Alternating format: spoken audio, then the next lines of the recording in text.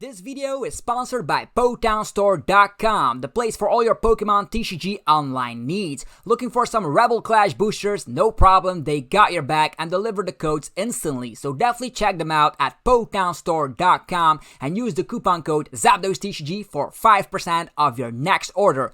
Also, if you're from Europe, be sure to check out CardMarket.com. This is the best place for you to get physical cards. You can buy cards from people all across Europe as well as sell cards yourself. It's the best platform for buying and selling physical cards in Europe, and I personally use it every single day. So be sure to check out the website if you haven't already, cardmarket.com.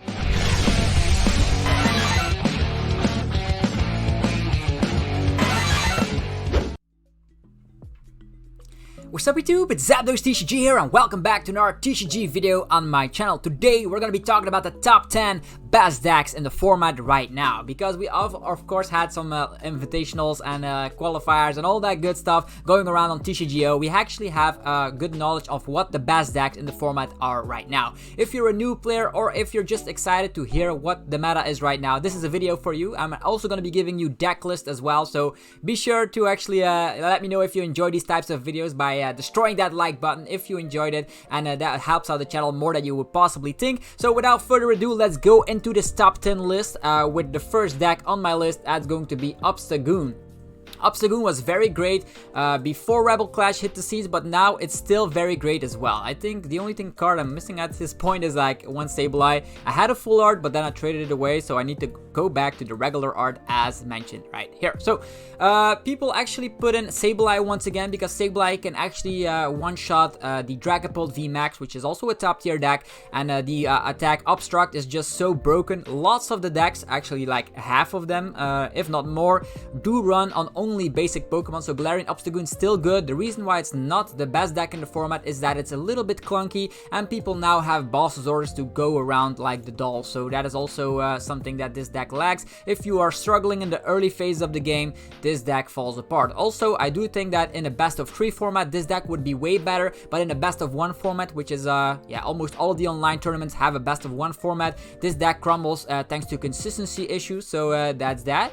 The deck runs on having a lone Obstagoon and uses Scoop Up Net to get rid of the entire board. There's also Yveltal to make a quick work of like VMAX's tag teams that you can just one-shot thanks to Doom Count GX if the opponent has exactly 4 damage counters on them. Very easy to do that thanks to the Headbutt Tantrum of Galarian Zigzagoon as well as the Untamed Shout of Galarian Obstagoon. So this is a very scary deck to face because certain archetypes don't have a single answer against that. The only thing you can do is be faster, use your boss's orders, maybe attack in Fion to go around those dolls, and that's gonna be that. Also, if their Mew is priced, you can use Cramorant or maybe other snipe shenanigans like Tag Bolt GX for instance.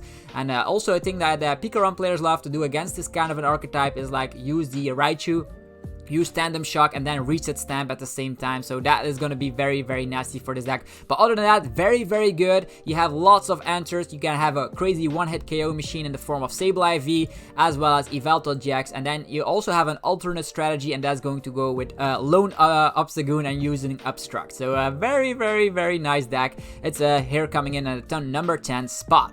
Okay, I'm actually going to save this deck up. We still can test it around a little bit on live streams. Oh, next up is going to be number 9 spot, and that's going to be Cinccino. I don't even know if I can pronounce it correctly. Yeah, Cinccino Control. We do also have the mill decks. The mill decks barely didn't make the top 10, unfortunately, but control decks are now very good nowadays. They do have a good matchup against things like PikaRom, for instance, and against other decks that don't have a lot of energies.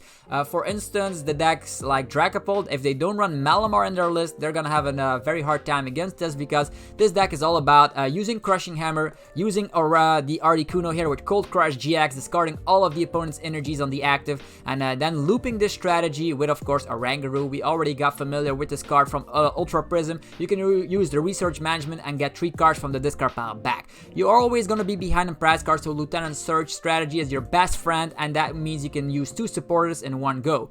For sometimes you can use Boss's Orders in combination with Belelba. Yeah, Belelba does help out to just mill the opponent out quicker, but the better plan would be like having a control approach and using Chip Chip Ice Axe to determine the opponent's top deck. If you know what the opponent's gonna top deck, then you can go with your crazy combo and use Reset Stamp in combination with Mars. That means if the opponent only needs one more prize card, they are gonna get stamped to 1, and then you can discard that random card with Mars and control their top deck with Chip Chip Ice Axe. You have Palpats to actually get all of these supporters and make good use out of that, as well as using the Wondrous Labyrinth. Sometimes that could be enough. Let's say you get rid of like a ton of energies. In combination with Wondrous Labyrinth, they will not be able to attack, and that's gonna help you out with 1 extra turn. So this is a deck I do not love. I never played Mill or Control, so this is a very scary deck to see. If it works out, it's gonna be great. It also uses Capture Energy to get, of course, that early game Zacian. It does run 3 Zacians, so it can use Intrepid Sword and have a huge hand at their disposal. So very scary deck. You might say this deck loses instantly to Dragapult V Max because Cinccino only has 90 HP. Well, that's where you're wrong. That's where they have Sky Pillar preventing the opponent's effects of attacks, including the damage. So your bench is completely safe with that, and you can shuffle those back in thanks to actually the Oranguru. Actually put them on the bottom of the deck and draw them with, of course, the Make Do. Okay, that's number 9 here. I don't like facing this deck at all, so that's 2 decks I don't like facing. Cinccino Control and Obstagoon. Luckily, they are only on the bottom few because there are way more successful lists out there. Are you ready for spot number 8? And that's going to be Firebox. Firebox has seen a huge amount of success ever since the World Championships. Of course, Victini Prism Star being the main key of this kind of an archetype. You have a lot of fire energies in your deck, and you're gonna try and get them all in the discard pile with cards like Fiery Flint and combination like with Giant Heart and Dedenne. I don't see any Dedenne in this list. Oh yeah, only 2. Yeah, only 2. Typically they were like 3, but now they have Eldegoss V joining the party. You can get your Welder back on in your hand instantly with Eldegoss V. So searching your Welder thanks to Communication or Quick Ball is now very, very nice. You have Jirachis in the early game using Stellar Wish, so finding Welder won't be an issue, and as soon as you get one Welder, you can have multiple ones thanks to Eldegoss V. This list also now has Tool Scrapper to make rid of like metal frying pans and all that stuff. That's gonna help out because you hit for weakness against the most popular Pokemon Zacian V, and also this list has an answer against Obstagoon in the form of this Torkoal V.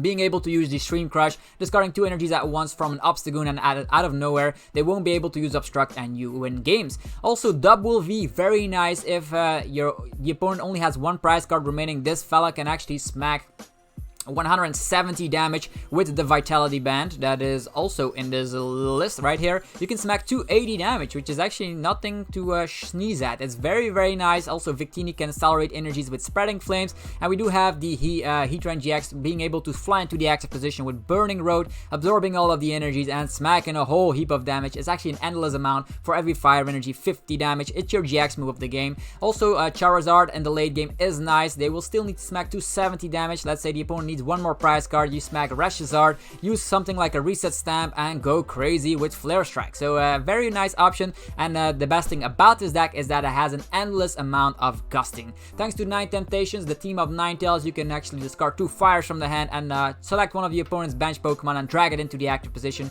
Synergizes very well with the Infinity attack of Victini Prism Star, and it's a very good archetype. The only reason it's only on the number 8 spot is that there's so much better results for the other decks, but still a very nice deck. If you don't know what to play, this has a good matchup spread, to be honest. It has good matchups against everything, and it can actually win almost all matches if you play correctly. Don't overbench your Jirachis, for instance, against Dragapult, but other than that, you should be fine.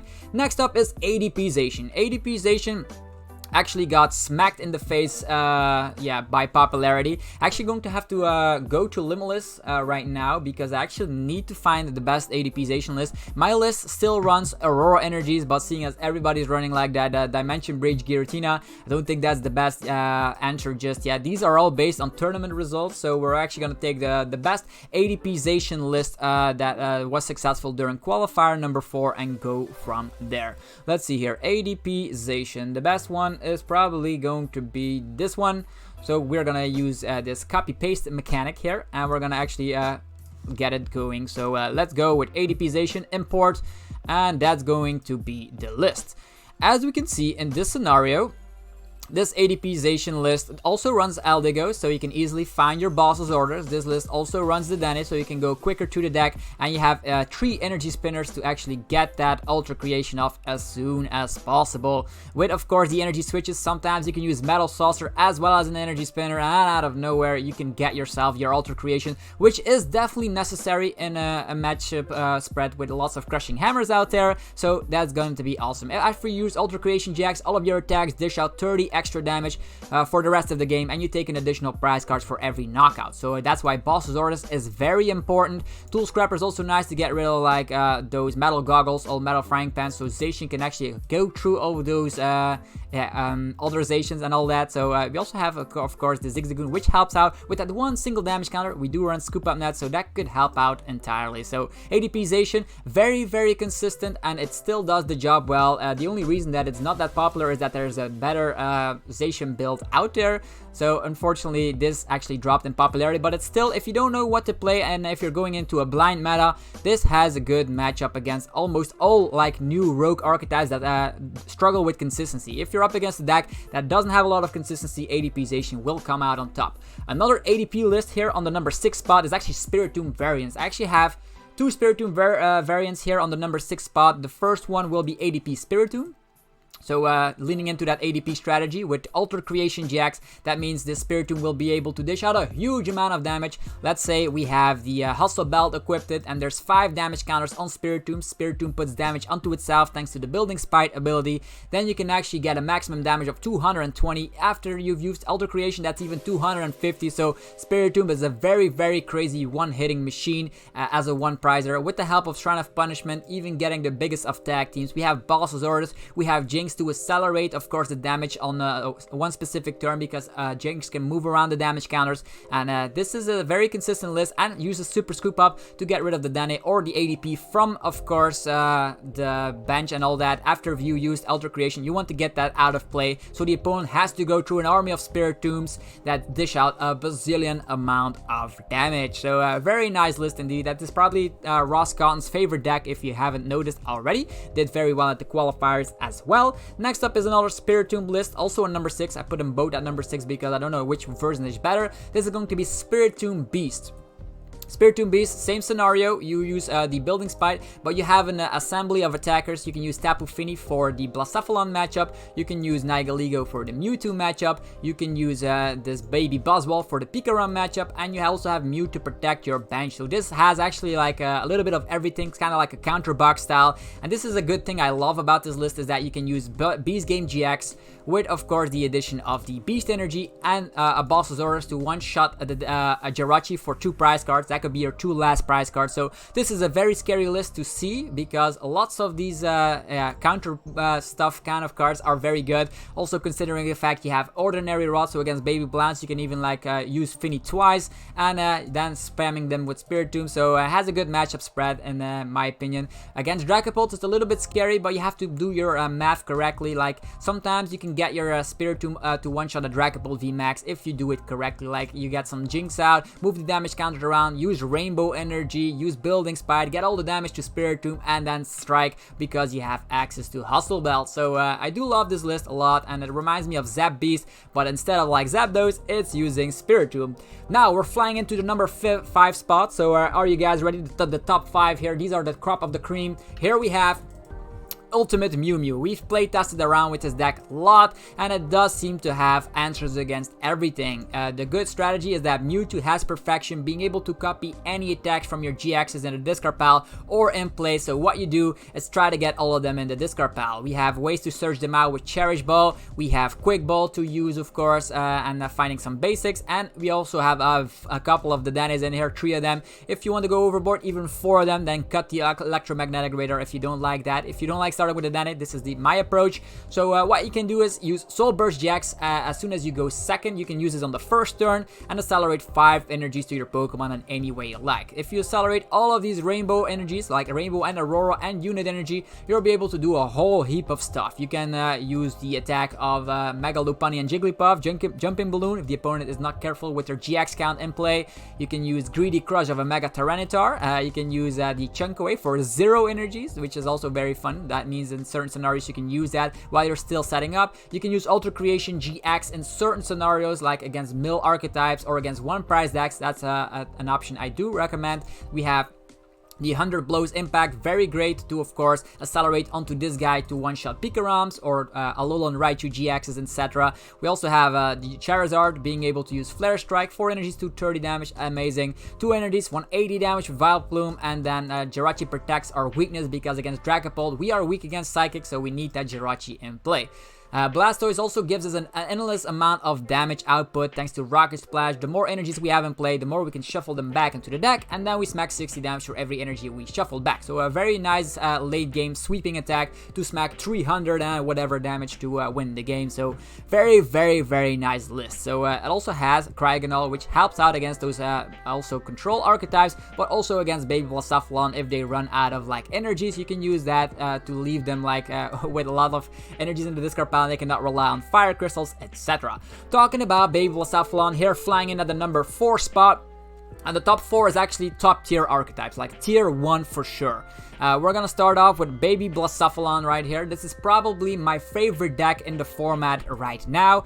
This is going to be the scoop up version, since that seems to be a little bit more popular than the Acrobike version that I'm playing. So what you can see here in this list is that you just use Blacephalon as the main attacker, using Fireball Circus, dishing out like a bazillion amount of damage. You discard any amount of fire energies, and then you just smack 50 damage for everyone you discard from your hand. You have Welder to accelerate the energies, and finding Welder is easy as pie. With Jirachi and Scoop Up Nets, you'll be able to use so much Stellar Wishes, you'll find your Welder in no time. If you Welder onto Blacephalon, the only thing you'll need is your Fiery Flint in the early phase of the game to be able to one-shot anything that is in your path. Tag teams, V Maxes, you don't care at all, you one-shot everything. Fire Crystal and Energy Retrieval will get your energies back, so you can go once again with the Blounce. And then we have a whole heap of support Pokemon. In the early phases, you can use Zacian, use the Intrepid Sword to draw cards. Hand advantage is very good in this deck. You can use Oricorio if something got knocked out, drawing 3 cards. You can use Dedenne if you get resets down to a low hand size. Quick Ball Dedenne, you're rolling once again. And you can also spam Zigzagoon. This Zigzagoon is very nice in the mirror match, since you can use Scoop Up Net and all that to reuse it, and sometimes that can be enough, like you spam down like a Zigzagoon, put 1 damage counter on let's say the opponent's Oricorio, and then you have access to the Cramorant here. Cramorant can use a Spit Shot, discarding all energies, and then you smack 160 damage to one of the opponent's Pokemon. Also very nice to clean off the game and knocking out the Dedenne, for instance. So Cramorant is the MVP here. First, you lead with Blacephalon, and then you finish the game with Cramorant. How can you do that in 2 attacks? Well, glad you asked. Beastbringer is part of this, so against PikaRom, maybe you have a Dedenne that's in the active position of the opponent, maybe against an ADP, if you knock out a GX, and if you have all of your prize cards remaining, and if you attack with an Ultra Beast, you can take an additional prize card if you knock something out. This is probably the most powerful 1-prize deck you've ever seen in your life, because this damage output is ridiculous. Then late game, you can either go for a Burst GX, or the Cramorant as mentioned, so Blacephalon is also nice to be using that Burst GX in the late game to get your last prize card, or use Victini to one-shot something like Zacian, because with 2 energies, you can one-shot a Zacian that has 3 energies attached. Not only that, Victini can get back 3 energies from the discard pile, so you can safely get energies onto something and then rely on Boss's Orders to turn after that. So I do love that combination here, so hopefully you guys will enjoy this Play with Blounce list. So next up, we're gonna be talking about PikaRom, sliding in at the number 3 spot. PikaRom of Rebel Clash. So this is the list that actually won the qualifier number 3. It doesn't use Jirachi, that means your matchups against Dragapult become way more easy. You can use the Bolton V to use Electrify, accelerating energies onto PikaRom. We have, of course, access to Tapu Koko Prism Star, and this uses the Guzma Hala package. So with the addition of Speed, Lightning Energy, and the Big Charms, and of course Thunder Mountain being in this list, you can attack suddenly, use Full Blitz on the first turn if you go second, and definitely people will be afraid of that. If they don't run Mew from Unbroken Bonds, they will definitely feel that, because Tag Bolt GX smacks 200 to the active and 170 damage to one of the opponent's bench Pokemon, aka you one-shot the Dennis, and that is very nice in the prize race. And This list also relies on Eldegoss to get resources back because it runs a heavy amount of the Dene. Using the Dene, get your stuff, finding your Quick Ball, finding Tapu Koko Prism Star, accelerating energies, using Energy Switch, and out of nowhere, full Blitz is live, and then you can accelerate the energies either to another PikaRom if you want to prepare yourself for Tag Ball GX, there's also Tag Switch in here, or you can set up a Bolton V, because in the late game, if you get multiple full Blitzes off, you'll have so much energies in play that out of nowhere, Bolton can one-shot anything in the game thanks to the power of Electro Power. So very, very nice. Melalana also helps out if you get smacked with damage and they don't one-shot you. You can use Melalana to heal up 120 damage while also switching out. And since we have free retreat provided by Zeraora GX, this is probably the most consistent deck in the format, because it has very nice tools. We have, of course, Electromagnetic Radar, extra consistency, Tackle, extra consistency. We have the Research. So I do love this deck, definitely considering we have the Speed Lightning Energy as well, which lets us draw 2 cards. Insane. Also having access to Reset Stamp and Marnie, while also having the first aggression is very great with PikaRom. So definitely sliding in is my number 3 spot. Next up, the number 2. I'm going to be putting number 2, Dragapult V. I cannot even type it. Yeah, I cannot even type it. Yeah, Dragapult. We have to type it correctly. Dragapult. Yeah, here we go. We have a couple of them. You can use the Gengar build, which is very rogue and doesn't see any success, but this is probably the best build, if I'm being honest here. This is just straight Dragapult with Team Flare Grunt instead of like using Crushing Hammers, which most of the time don't work. So Dragapult, very nice. Max Phantom, 130 damage and spreading 5 damage counters wherever you please. So very, very fantastic. That means you can spread damage around, and you could also like try and include Mr. Mime here if you would love to. In this list, we don't run it, but Mr. Mime is a great tech as well. That means the opponent cannot scoop them up.